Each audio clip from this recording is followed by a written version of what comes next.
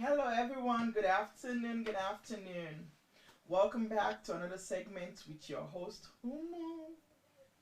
Today, I will be joined by one of our handsome brothers by the name of Muhammad Ali, aka Macadonker. He is a clothing designer, philanthropist, influencer, founder of the Life of a Baller Foundation. He was also a basketball player in Sierra Leone and also in UK. So welcome Muhammad Ali all the way from UK. Thank you. Hi, Thank you how are for having me. you? How are you doing? I'm doing fine. Thank you for having me. How's Okay. yourself? How about Oh, you? I'm doing good. How are you keeping safe with this coronavirus going around?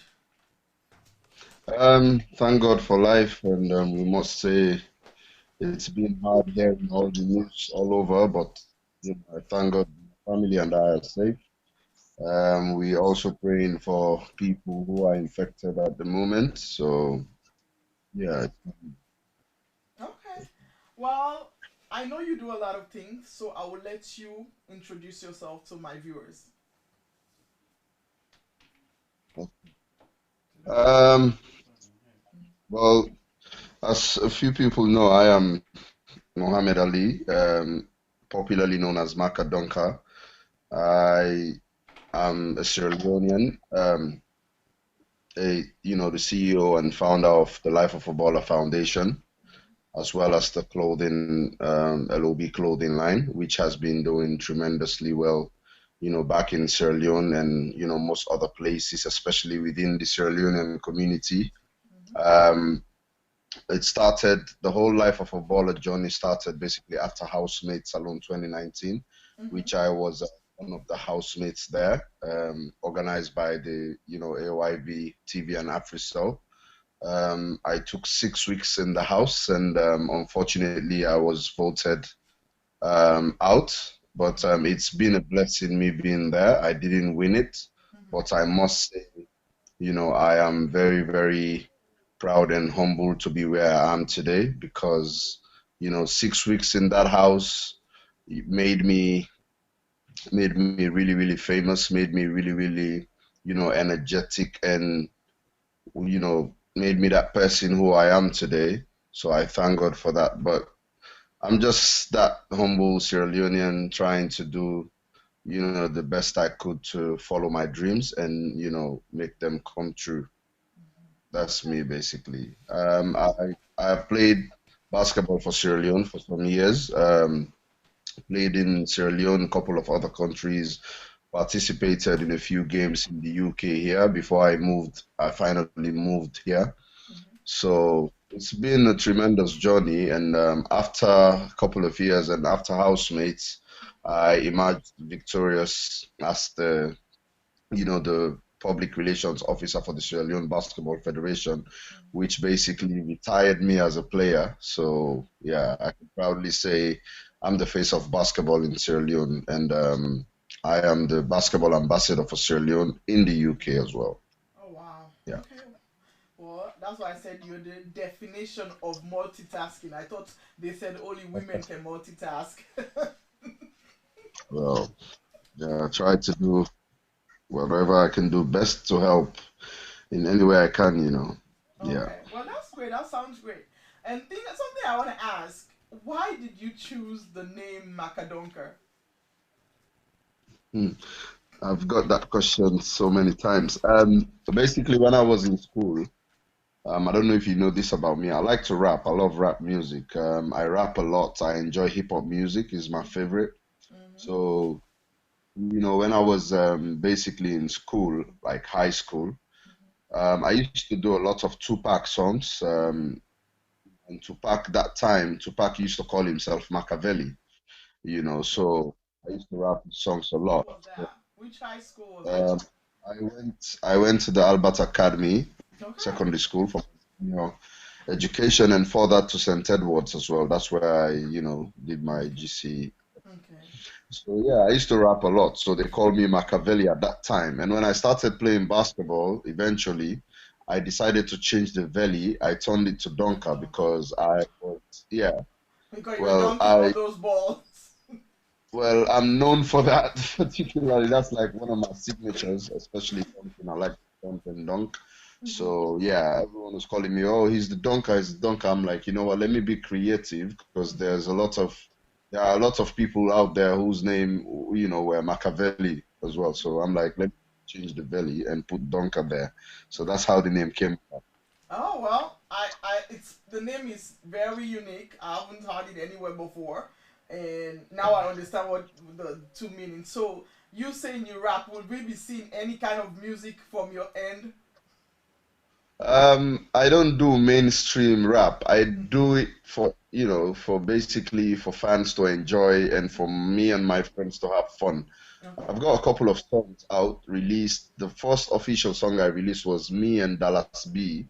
Mm-hmm. Me, Dallas B, Prodigy, and Ray. It's out. It's on YouTube.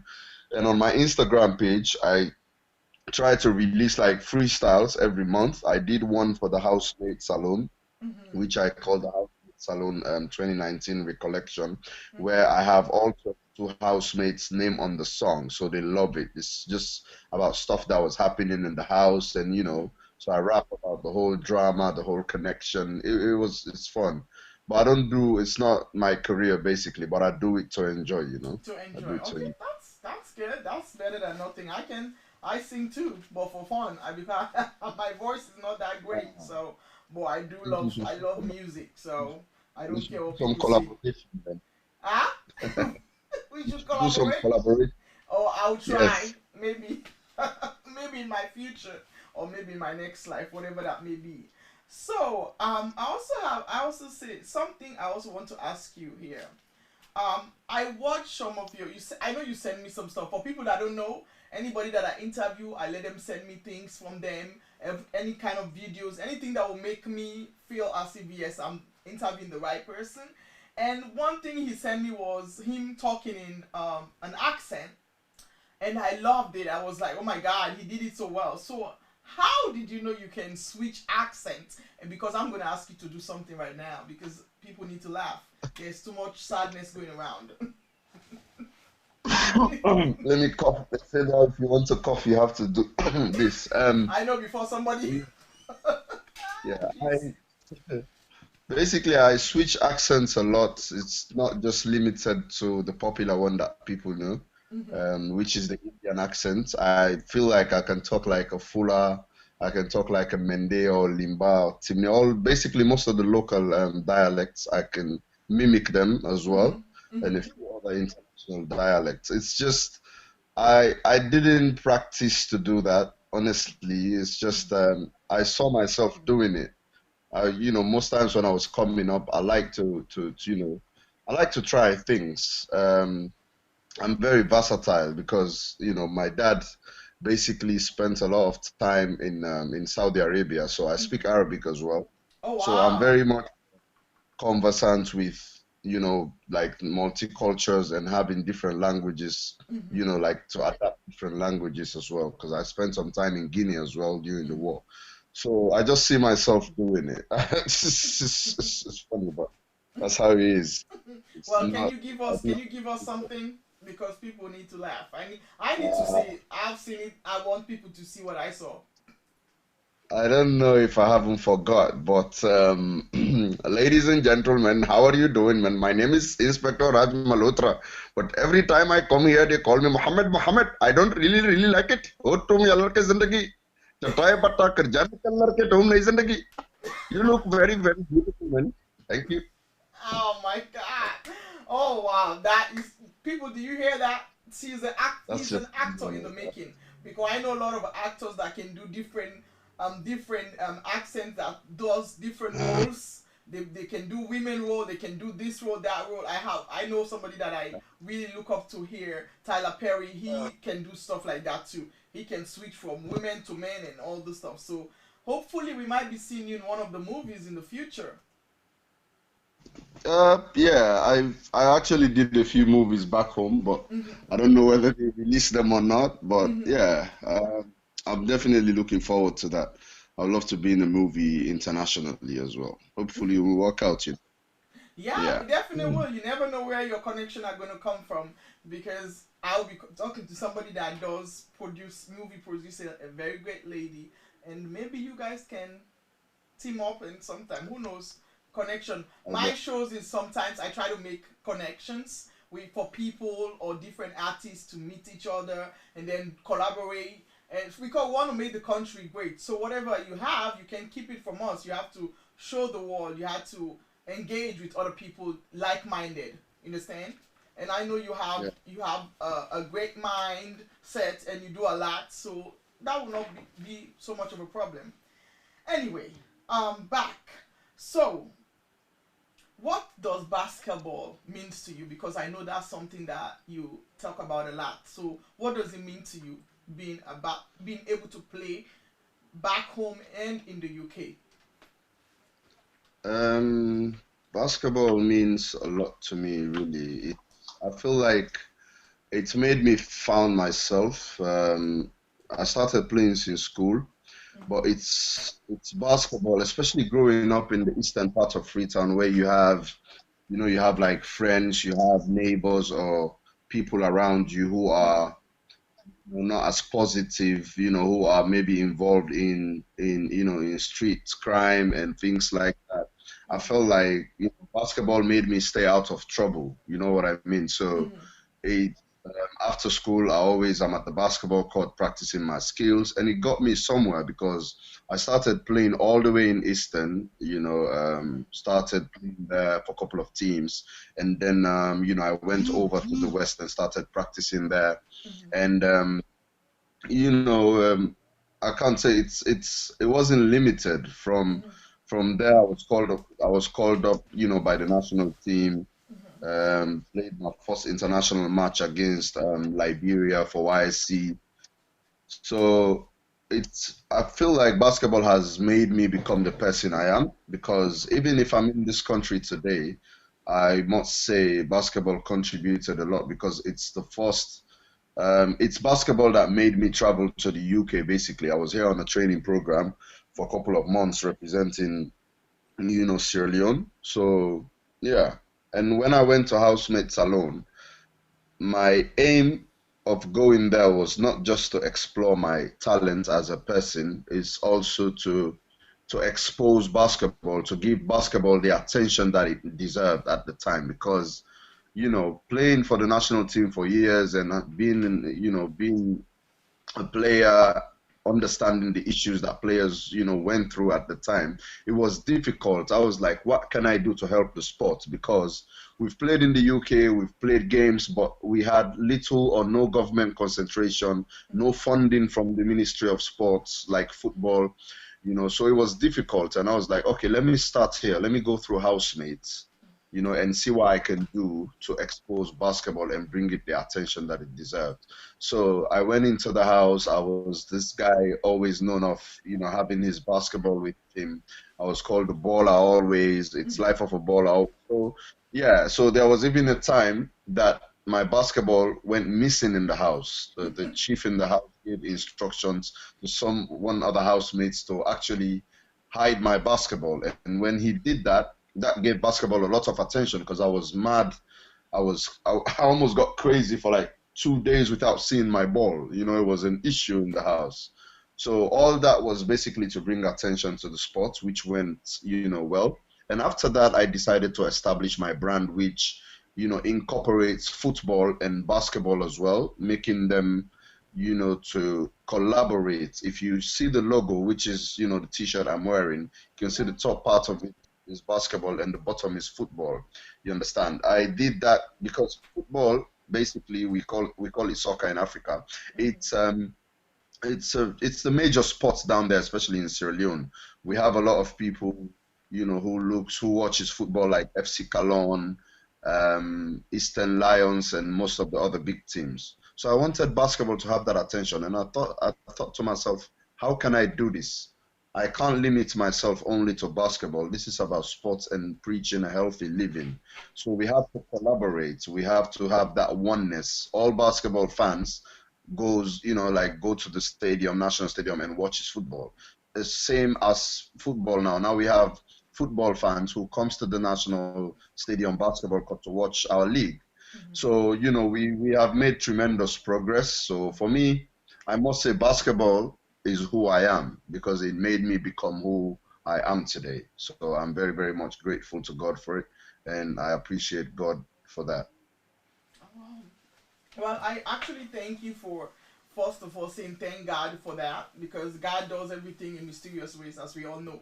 And the other thing that I wanted to say, um, I really understand where you come from by saying that when you started, um, there was no government funding, there is nothing. And this is something that I would love to encourage our government to start doing, to start focusing their education, their attention on making sure our youth, the younger ones, to get everything that they need. That's why people call America the milk and honey. It's not because there is milk and there is honey everywhere. No, it's because there is appointment, that there is um what do I call the word now? There are opportunities here, and there are programs that help kids that want to be successful in certain things. There are a lot of things that they do for their kids in this country. That's something that I want the Sierra Leone government to pay attention to. There are people that are kids that are smart in Sierra Leone, and sometimes they get contained. But somebody that is smart needs to flow. They cannot just be contained to just a classroom or to something. Some people are smart not in class, but they're smart in other things. So I want the government to look into things like this for artists, to look into things for sports, because you're giving money, but money is going to come back to you. Because guess what? Once the people know that this thing is becoming something, people come out.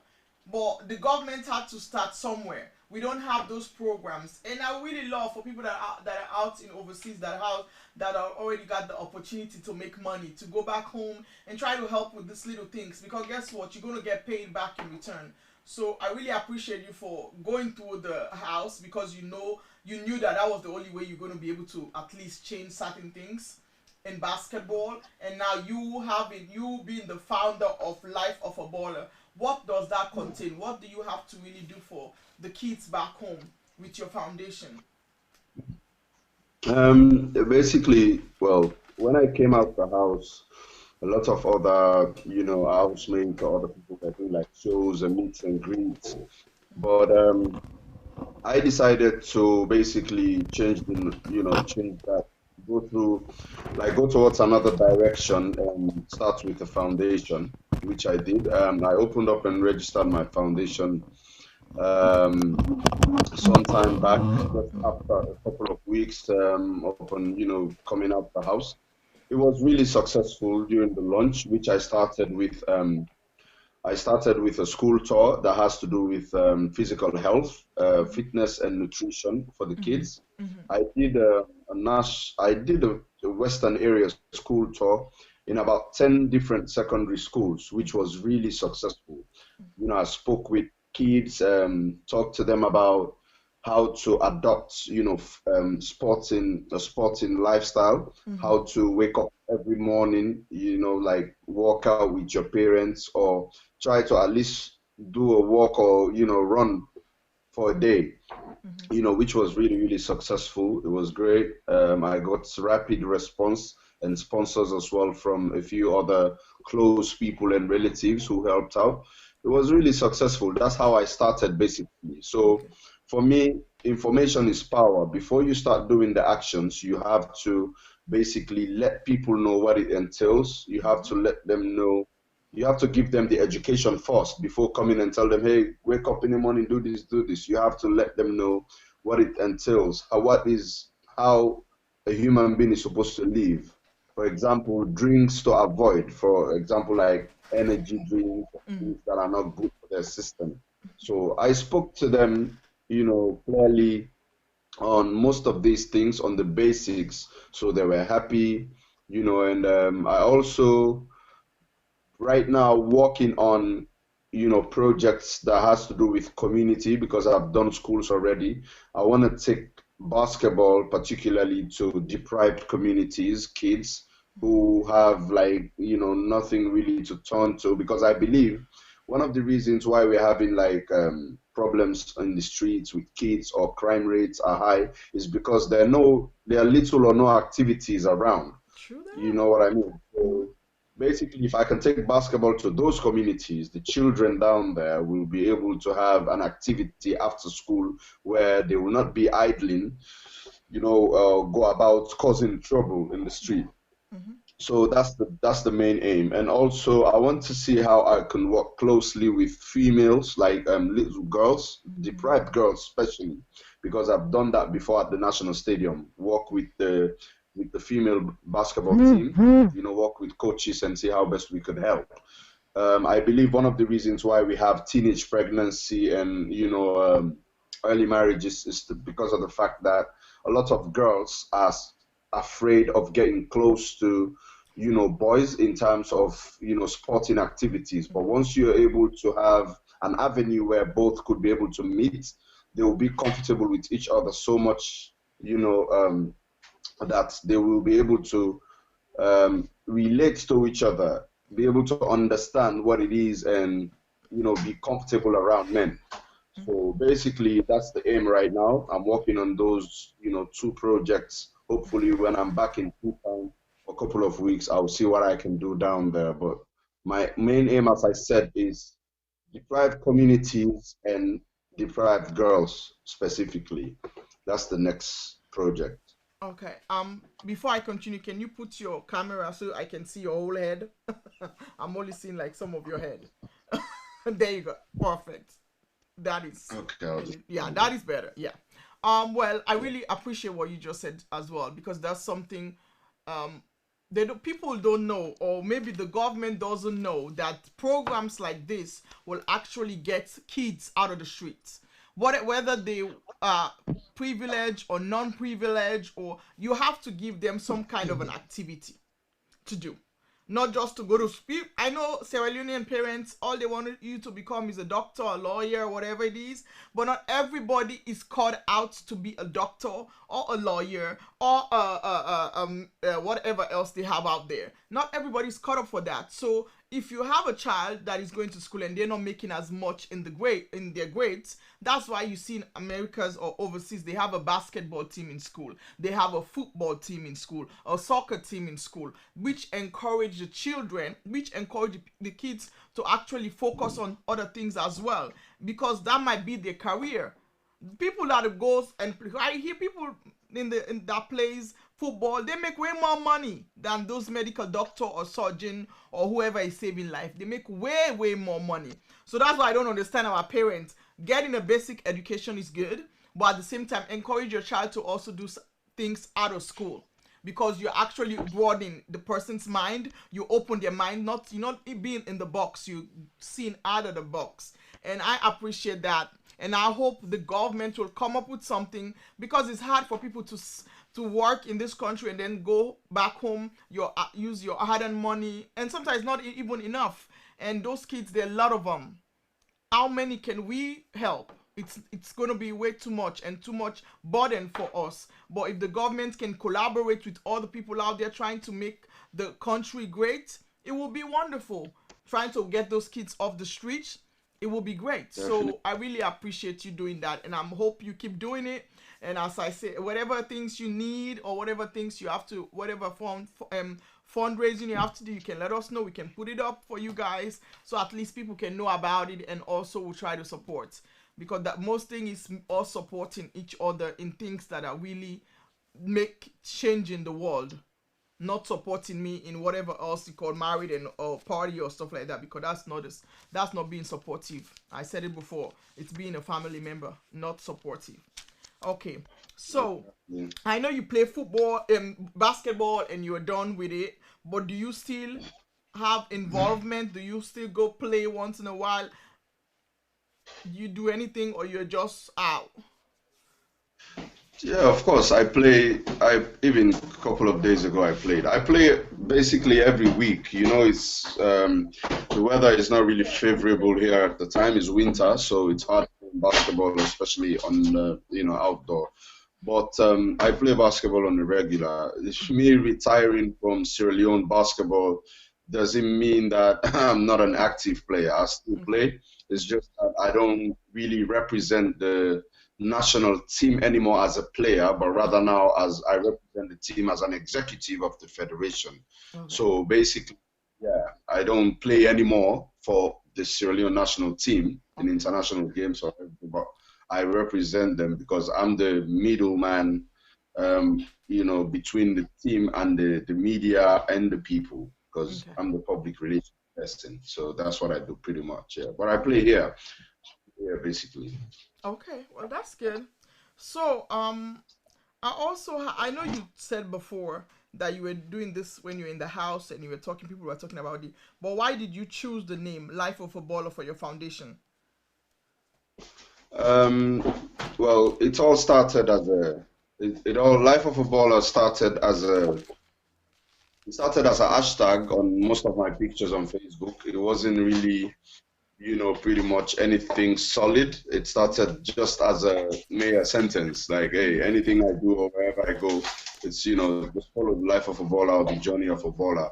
Mm-hmm. But for me, any anyone who is successful at what they do or who basically believes in whatever it is that they do, Mm-hmm. or whosoever is trying as best as possible to create an impact in society, that person could be referred to as a baller. For me, that's the definition. Okay. It's not something that I just made up, but Mm-hmm. that's the real definition of a baller. He doesn't necessarily need to be a sportsman, a footballer, or a basketball player. As long as you really stand for what you do and Mm-hmm. you try and you're doing your best to make it work, you're a baller. So it started that way. I was like, okay, everyone know me as this person who plays ball. I'm a baller. You know what I mean? I'm a hard worker. I strive and try to put food on the table and help my family and relatives and society as well. And to be that example or role model to especially children. Mm-hmm. So I was like, okay, if I am preaching about success or how to, work hard and do what you do best, I have to relate it or name it something that is that people could relate to, basically, that could Mm-hmm. work. Okay. So I came up with Life for Baller for the foundation and the clothing line as well. I was Mm-hmm. like, is that inspiration? Whenever you wear the LOB t-shirt or whatever it is, you feel so comfortable and you know that, oh, you're already successful. That's the kind of energy I'm basically preaching. Okay. Yeah. Okay. So you Yeah. said you went to the house for the housemate thing that they do in Sierra Leone. How was the process to getting in there, and what did you have to do and staying in there? Was it a difficult thing? Because I know if I stay in a closed place for a long time, I probably go nuts or something. But how was that for you, and what was the process before you getting in there? Because I know right now they're doing the women housemates right now. They're trying to vote them in and all this stuff. So how was that process for you out and when you were in there? Yeah, before I must say it was a rigorous process. It's a crazy journey, but it was worthwhile. The whole thing started with over 3,000 people applying. Wow. We did auditions, yeah, and there were stages. The first stage, they had to select a couple of hundreds of people, and then it went to like another stage where they selected 150 people, Mm-hmm. like top finalists. I was a part of that. And after the 150 people, they selected the top 40 as well, and I was a part of that top 40. After the top 40, they selected 20, the top 20 to get into the house, and then they added two people. So yeah, it was really a hard time process because there were other people who were talented too, Mm-hmm. and I felt like it was an opportunity and a blessing. It wasn't just because of what I know or how talented I was. It was just a blessing, and I was fortunate enough to be selected. Yeah, but it was a great, crazy process, and especially being in there as well. It was a whole, how do you call it? It was a whole crazy process as well, having a lot of people, living in the same house with people you don't even know from different backgrounds and, religion and values. It was crazy being together, but I must say, It was a great experience. It taught, especially me, how to be able to, you know, accept people and tolerate other people, Mm-hmm. irrespective of whatever it is that they believe in or where they're from. Mm-hmm. So I was able to blend in as much as I could until my time there was done. So it was a great process. Okay. Yeah. Well, I appreciate that as well. It's not easy because, as I said, I don't know if I'll be able to handle it. To be in the house with people that I don't know, even though I try to accept, I accept everybody for who they are because that's not my business. God, I always say God doesn't make mistakes in human beings. Whether you're short, long, content, it doesn't matter how you look. God doesn't make mistakes. So if He doesn't make mistake, who am I to start pointing out at people's mistakes? So this is also advice from people out there that tend to be pointing fingers at others, making other people look feel little, or because they're not married or because they're married. Let me tell you something. Whatever is happening in our lives, that's exactly how it's supposed to go. When it's time for you to either get married or do certain things, it's God's time. For me, I'm not pushing and I'm not rushing with anything. I accept everything that I'm going through, and I'm happy because guess what? I'm alive while other people are dead. I'm able to do stuff that I love to do. So whatever I always say, whatever people say or think about you, it doesn't matter. They will talk anyways, whether you do good or you do bad. They're still gonna talk.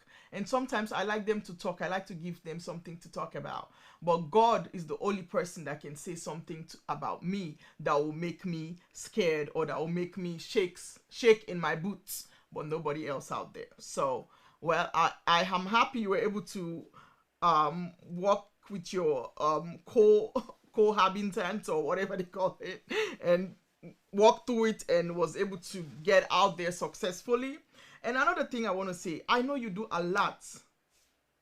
What are the challenges that you have been through whilst being a basketballer, retiring, opening, having your own, founding your own foundation, um, also clothing line? What are the challenges, or what were the challenges that you went through all of this? Through all of this.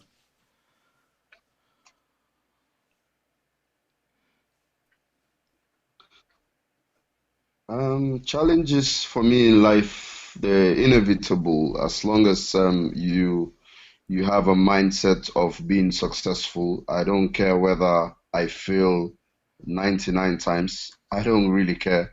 I'm pretty sure of maybe having that one success, at the end, or maybe the 100th time, basically. So, yeah, there are a few challenges, I must say. First is having the right mindset, I must say. Um, Especially coming from Sierra Leone, not in a bad way, but a lot of, Sierra Leoneans particularly think, I don't want to say they think small, but they try to limit the mindset as much as you could, especially with naysayers. That's one of the challenges. You always have people who are against things that you do. You always have Yes. people who will tell you, you can't do this. This is too big. Mm-hmm. You can't achieve this. And I'm a living testimony. I always tell people, listen, I don't aim at the sky. I always Stuck. so for me, life is there's nothing impossible in life as long as you have the right mindset. You can do whatever it is you want. It's all about first of all having the right mindset. Mm-hmm. Also, one of the challenges are finance as well, especially in establishing Mm-hmm. a clothing line, for example, and Mm-hmm. doing you know like projects for your foundation. It's hard because it's hard for other people to follow your own dream, because most of them may not have the mindset that you have, Yeah. in terms of reaching where you want to reach. So sometimes, you have to basically follow your own guts, Yep. and spend your own money for projects to start, which is Mm-hmm. one of the things I really faced back in Freetown. Using your own money for things to really kickstart was hard. But I must say, irrespective of all these challenges, I was able to triumph because, as I said, the most important thing in a man's life is his mindset. especially if you're a businessman or you're working towards success.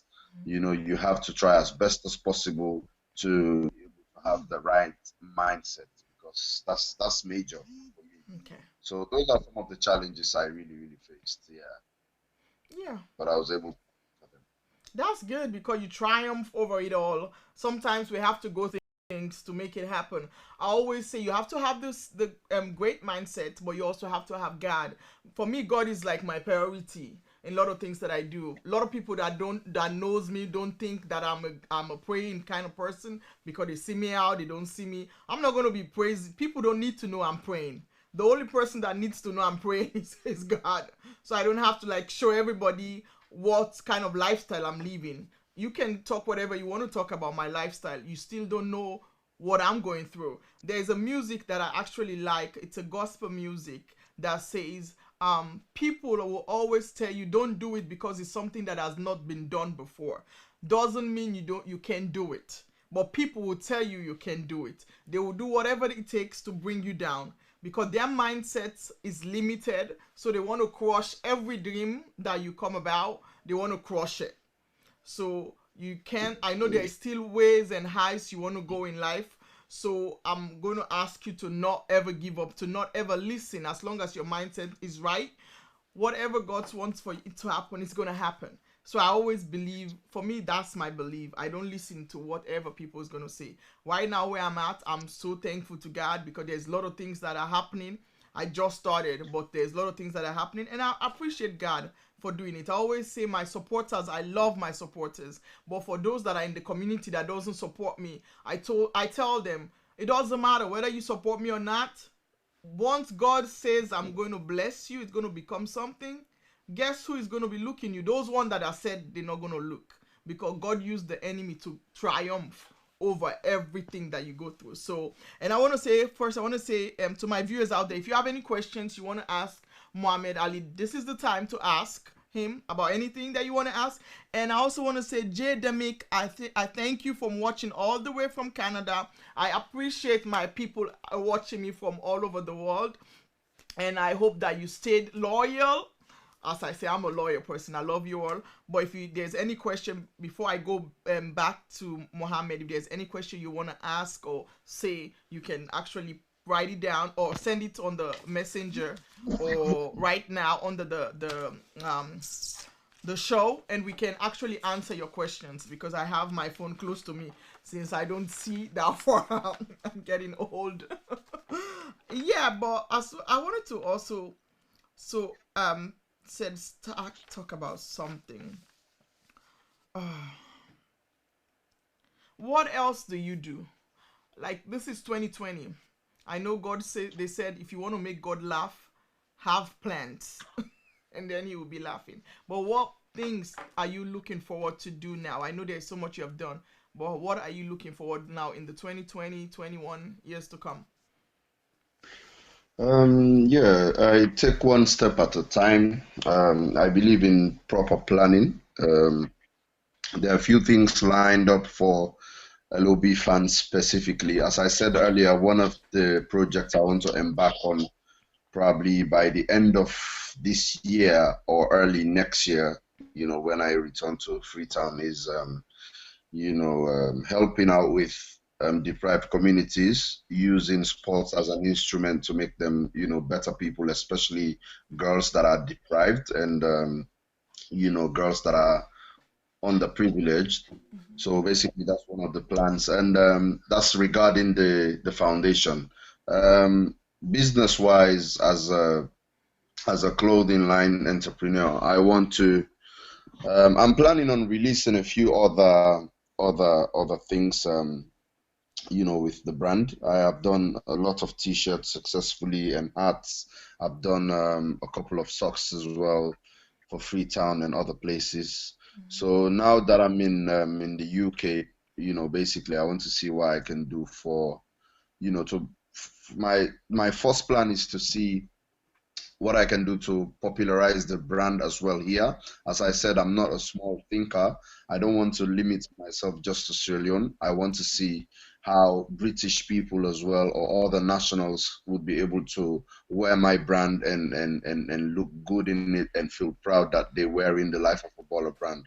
I've got positive responses from a few people I've met. They already love it. As you can see, it's a weekend. I'm going out. This is all I wear here. It's like I don't even have any other clothes. I will wear this on daily. I even wear it to sleep. That is to Mm. see how much it's my baby. You know what I mean? So basically, that's the plan for now. I'm planning to do something probably in April towards the independence. This could be just a hint or tip of the iceberg. You can see the green, white, and blue flag Hmm. designed in the yellow. Yeah, I love that. this could be an independence where Sierra Leoneans will be able to celebrate Sierra Leone at 59 years. So yeah, just want to let fans know, especially in Freetown, to be on the lookout for what's gonna come next. But they already know what I can do. When I say I'm doing something, I go deep, I do it big, I get involved. So it's not something that's going to be small. Yeah. Yeah. And I actually, I know I can show all of you. We can show all of your videos or things that you sent me, but I know you're very open. You joke a lot because I saw one of the music with you and Natasha Bakley on stage, and the way you were playing, you know how you have a way to handle people. So that one was great for me to watch. If the viewers want it, I might send it. I don't know yet, but it was really great for me to watch. And somebody already sent a message and says anything you never disappoint. He said you never disappoint. Mohammed never disappoint. So that's a good thing. And I'm waiting for my t-shirt from you. So I'm not buying anything. I'm gonna be wearing it. I'm just getting it for free. Sure. Sure you're gonna but get it. but also, do This you stuff. have a place that people like now that people are watching you from everywhere? Do you have somewhere people can go and buy this T-shirt, or is not yet established? It is. I left a lot of t-shirts and hats in Freetown, and I have my team there. Um, one of them, I believe, is watching the program live right now. One of them is Ba Amadou. I can see he's online. You Mm-hmm. can reach out to him. He's one of my people down there, one of my Mm-hmm. associates. Mm-hmm. And there's also other people as well. There's also, yeah, Al Gassim is my brother. Then, if you really want to buy it, basically on in a boutique, you can go to Aberdeen. It's Aberdeen roundabout where you have the hypermarket, Aberdeen hypermarket, the supermarket that is around the. Yeah, it's called Delicious Hypermarket. Okay. There's a boutique in. Yeah, so some of my t-shirts are in there as well. But whatever it is that you really want, if you're from the UK or Europe or wherever you are, you feel free to contact me, through my Facebook or anywhere.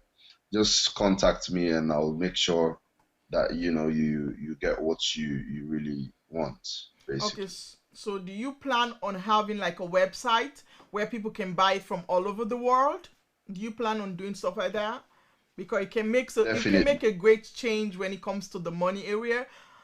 Because I don't think it costs that much to open a website. I'm not really sure. I've done it before, but I wasn't really sure. So but um, have you decided on doing something like that for the other The people? website is The website I can proudly say is over 60% complete.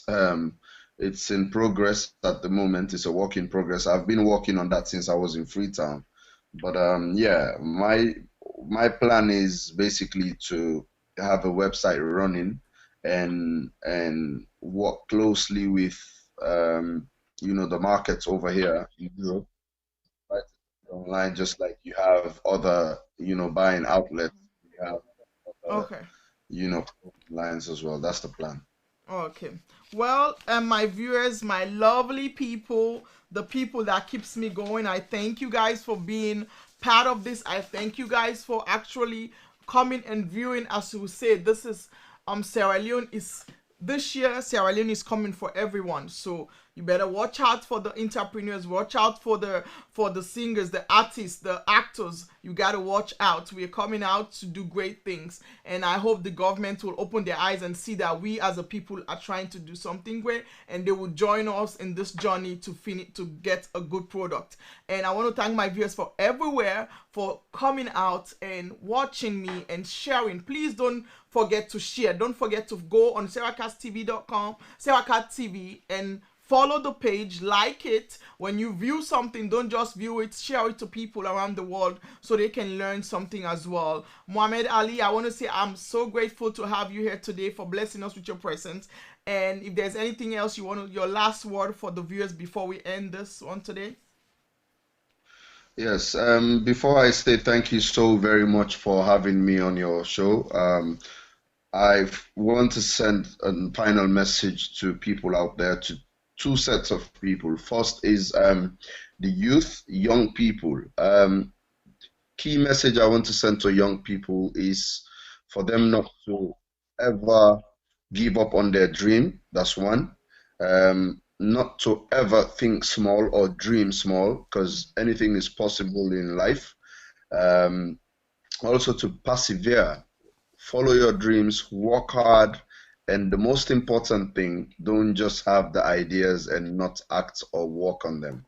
Wake up in the morning, as I always say, get it done. There's nothing that will happen, overnight or through magic. You have to wake up, put in the work. Once you put in the work, you definitely, going to see results. Yeah. And also to the fans, I know you've missed me a lot, especially from Freetown, because I used to do a couple of shows, hosting events, which is one of the ones you saw me and Natasha Beckley. That was the Madeng reunion 2019, where Idris Elba was on stage as well. I was privileged to be the host of Madeng as well. So there are a couple of other things I do as well on the side, just to entertain the fans and for them to keep seeing me out So good. there, you know. So basically, yeah, I want you to be on the lookout. Great things are happening. It's a bit slow because of the fact that I don't want to come out small. I want to blow. And when I say blow, I don't mean Sierra Leone. I want to shock Sierra Leoneans with what I can Okay, do. don't blow us out now. So, yeah, yeah. So be on the lookout and stay supportive. Okay. Trust me, we're gonna get there, as I always say. And All also, thank you so very much, Trisha, for having me.